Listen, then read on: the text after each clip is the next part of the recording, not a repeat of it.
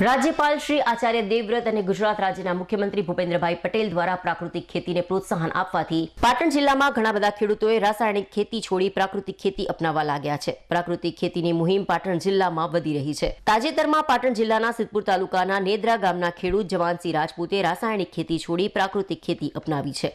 ચાલો આપણે તેમની પ્રાકૃતિક ખેતી કરવાની પદ્ધતિ વિશે જાણીએ. પ્રાકૃતિક ખેતી વિશે નેદરા ગામના ખેડૂત જવાનસિંહ રાજપૂતે જણાવ્યું કે હું છેલ્લા 20 વર્ષથી ખેતીના વ્યવસાયમાં જોડાયેલો છું. 4 વર્ષથી આત્મા યોજનામાં જોડાયા બાદ મેં ખેતીવાડી વિષય પર તાલીમ તેમજ પ્રેરણા પ્રવાસ કર્યો, જેમાં મને પ્રાકૃતિક ખેતી કરવાનો રસ જાગ્યો.